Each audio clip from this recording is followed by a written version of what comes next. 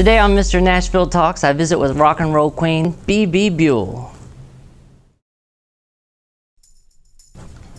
After graduating high school in Virginia Beach, Bebe was discovered by iconic power agent Eileen Ford of the Ford Modeling Agency of New York. Bebe hit New York City in just the right time. The 1970s was the melting together of some of the greatest artists. Andy Warhol was creating superstars, and New York was creating one of the most iconic periods of rock and roll and music history. Bebe embraced this world immediately. While living in a woman's residence ran by nuns, she began a relationship with rock and roll musician Todd Rundgren. In 1974, while flourishing in her modeling career, she became the first fashion model to appear as a Playboy playmate, and the controversy led to her being dropped by the Ford agency. Ford's loss was Wilhelmina Agency's gain. After signing on with Wilhelmina, she continued her modeling career and graced the pages of international issues of Vogue, Harper's and Queen, and Cosmopolitan.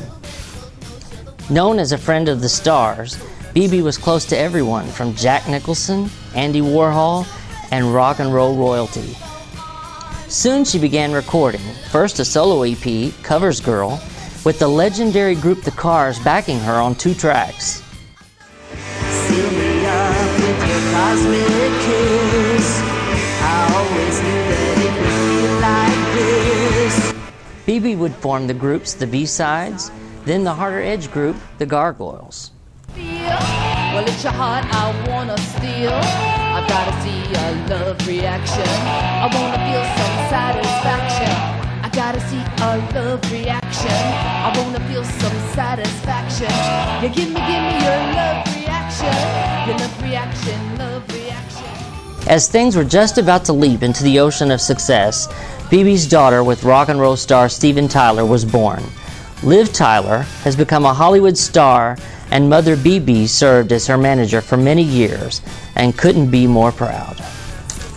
Much of Bebe's exciting life is documented in her autobiography, Rebel Heart, An American Rock and Roll Journey. The page-turner quickly became a New York Times bestseller. The singer-songwriter has made Nashville home since 2012, and just as she entered the music world of 1970s New York, well, she's embraced Nashville's Music City's eclectic singers, songwriters, and musicians, and they're glad to have her. Well, I am so excited to have you. I have followed your career, it seems like my whole life, but you're not old enough for that. You're my age probably. But, I don't think so, but can you I'm believe? still flattered, thank you. I can't believe I read that you are a grandmother of 2 kids. I mean, grandmothers don't look like this. Well, I think that G-mom stigma needs to go right out the door. Priscilla Presley was a grandmother when she was in her 30s. Yeah. So it really doesn't have anything to do with chronological. Right. I what I'm upset about is the horrible stigma that grannies with buns and and the standing over the stove with the rolling pin. That's not you. Well, it's not most grandmothers. No. This is 2016. Right. We're living in a different world. People live longer. People are healthier. And I'm Glamma, which I think that Goldie Hawn started that. Well, and she's gorgeous too. A lot of us have followed in her footsteps with that one. That's a very glamorous term. Yes.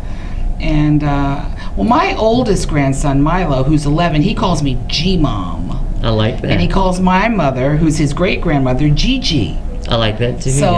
So it's Gigi and Bebe, and I love it. And my daughter's getting ready to have another one. Yeah. So. And for those that don't know, if you live under a rock, her daughter is the world famous Liv Tyler, and one of the greatest actresses of our current time. She's a beautiful unicorn, my daughter. Yes, she is. She can do so many things well, and she's poised, and I'm just very proud. I know you have to be. Now, you were in New York in its heyday. I mean, CBGB's, Andy. Well, no, Max's Kansas City is where I came out. Okay. CB's was later. I wasn't part of that early CB scene. Right. I was more part of the Max's Kansas City thing. Right. And then Andy Warhol. Yes, and all that. And then I got to know CB's later. Yeah. And how accurate are these movies? You know, there's so many movies coming out about, you know, Studio 54 and Max's and CBGB's and of course Andy. I think any kind of historical depiction, there's always going to be artistic license. Of course. And the most accurate I've seen is OJ versus the People that they just did on FX. I love that. It was factually, that was perfection. Yeah. An edited perfection that was awesome. And Marcia Clark, Sarah Paulson. Oh my goodness. I mean, they were all brilliant. I thought that John Travolta as Shapiro was so out of character. He was great. Just like that role. Knocked it out of the park. You remember Primary Colors when he did that great role, like gained all that weight and like a Bill Clinton character. And it was funny though. They got what they got wrong on the FX things was the heights of everybody. Yeah. OJ was taller. Yeah. And Shapiro was shorter than Travolta. So it was just funny. But I love that you're into that. Well, I love the craft. I love acting. I love everything about it. I think it's a dignified, wonderful profession. Yeah. Well, and you know, from New York, you know, to Nashville. I mean, how is that? I mean, it's definitely different. How do you compare the two?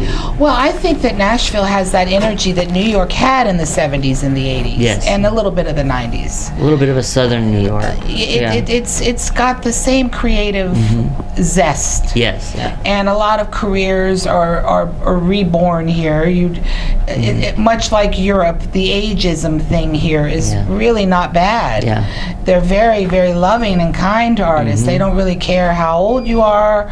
They don't care how much baggage you've got. They don't care about much except for the songs and how you tell the story.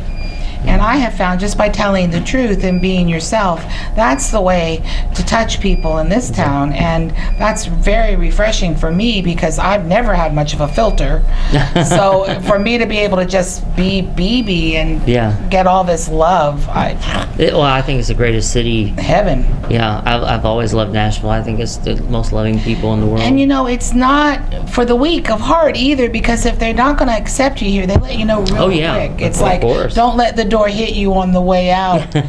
You know, hit you in the butt on the way out. But the thing is, I'm Southern. I grew up in the South. You did? Yes. I did not know that. That is why. Oh, that's why you love it then. Well, yes. I was born in Virginia. I spent every summer in Dunn, North Carolina with my grandparents who had a farm. I've been around tobacco and cotton. My grandfather was, not my father, I wish, but my grandfather was an amazing banjo player. My grandmother could play the comb like nobody else and pass that on to my mother. I don't know if you know what playing the comb is. Yeah, I know. Yeah. It's an art. Well, and you take that and I play harmonica. And you go into a rock star. I mean, you're a rock legend. Well, you know, I'm not commercially successful like a Madonna or something, but I have my own cult following and everyone just freaked out when I told them we were doing this interview. Oh, that's so wonderful. I mean, I'm so excited. And you are working on a new album, right? Writing songs. The thing about being in Nashville, it's called Music City for a reason. Right. You're constantly inspired, and there's a reason. I think there's some kind of vortex here. Yeah. There's some kind of. I do not think that you choose Nashville. I think Nashville chooses you. I've always said that because so many people that I know that have come here, tried to live here, they don't last. They don't have the patience. Yeah. To just they want it overnight. You just got to work on your art here and just throw it out there, and if it sticks, it sticks. Now, I did my very first show at the Bluebird Cafe, and I heard you had a special guest. Oh, that was on my second show. Oh, okay. He did show up. That's true. And I've sung. We're talking about Steven Tyler. In case was it okay to ask you about that? Sure. Yeah. Yeah. So y'all get along. You're cool. I love Steven. He's a really dear friend of mine. He even lives down here now too. Yeah, I've seen him a couple times. He's down here making his solo record, and we'll see how that goes. I have no predictions and I have no comment. I say yours is going to be better. I love. Well, I'm not a competitive person. No. But I've been working on music since the day I landed here. I still have boxes that I haven't unpacked because I got to work so quick. Mm-hmm. But a lot of other things have come up since I got here. Right. I just shot a sizzle I can't tell you the detail, but I just shot a sizzle for a TV show for an idea that some people here in town had, that they've asked me to be the hostess. I can tell you it requires traveling and going to landmarks. Oh, that would be awesome. And sort of a female Anthony Bourdain sort of thing. You'd be great at that. Not with food, though. There's no food. It's just Anthony Bourdain / with landmarks. Yeah. How did you feel, because there was all this speculation, and maybe you know more, maybe it was true, maybe it's not true. How did you feel about the movie Almost Famous, and they kept trying to throw that is that Penny Lane was based on you, because you definitely weren't a groupie by any means. Well, no, but you were neither a was star. neither was Penny Lane. I mean, if you remember the her opening lines in the movie is, "We are not groupies." That's true. I mean, Cameron has movie. a profound love for the role that women play in the lives of an artist, and then you get women like myself, or like the fictional character of Penny Lane, whose personalities and talents were as vibrant as the artist. So sexism always has to think of a name for these things. But the groupie phenomenon happened with Frank Zappa in the late 60s. So I didn't really have much to do with that. That's a West Coast thing. I was still going to high school. I'm here to interview Black Sabbath. I'm a journalist. I'm not a, You're not a what?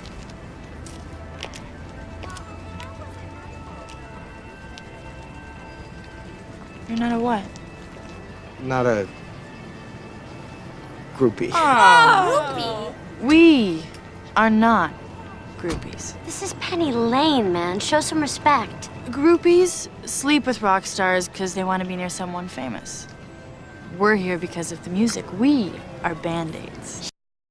And So you did like the movie, though, then? Oh, very much. Yeah, I did Cameron too. Crowe is a very good friend of mine, and I'm very proud that he based some of the elements of her personality on our time together, our friendship. We met when he came on the road to interview Todd Rundgren for Rolling Stone when I was living with Todd. He ended up staying with us on the road for 3 weeks. So a lot, Oh, wow. you know, it is fiction, but there is a lot of truth. And then I thought it was really sweet the way he named the singer in Stillwater, Jeff Beebe. Yeah, that was And he great. gave me the T-shirt after the movie. You know, I was aware that he would be taking certain elements of his real experiences. But I think she's probably a little bit of a combination of a couple of people. And that I know there was a woman named Penny Trumbull that lived up in northern Washington State or whatever, that some of the character was based on too. Oh, that's neat. Yeah. I didn't know that. Yeah. But you know how the internet just gets to buzz, and you never get to ask the actual person sometimes. So I mean, since you're here, I thought I think they have said that it's based on a lot of different people. Yeah. But he's the only person he has said that it was based on is me, and so I guess you have to listen to the guy that wrote it and directed Exactly. it. Well, you couldn't pick anybody better. Well, I'm very flattered. It's quite amazing. We need a movie about your life. Well, Do that you would think be that'll awesome. happen? You never know. I mean, that Rebel Heart. What about another book? I mean, you've Yes. lived. I mean, that was like about what, 15 years ago? Well, let's see. It came out first. Yeah, it came out in 2001.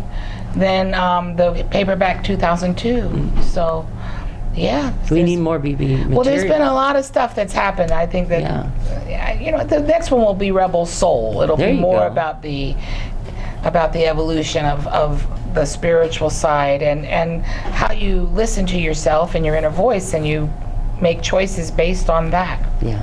Thank you so much for coming. I appreciate you coming. Thanks for having being me. here, a legend like you, someone that I've looked forward to meeting for a long time. Well, I didn't know you were here. I didn't know you lived in I Nashville. love my Nashville. I live here officially. Well, we're proud to have you. Thank you. Thank you so I'm much. happy to be here. Hi, I'm Larry Ferguson, and I hope you caught this week's episode of Mr. Nashville Talks with Bebe Buell. If you'd like to register to win a copy of Bebe's autobiography, Rebel Heart, An American Rock and Roll Journey, go visit our website, www.mrnashvilletalks.com, and register. And when you're done doing that, hit up our social media accounts, Twitter, Instagram, Facebook, and talk to us. We'll talk back.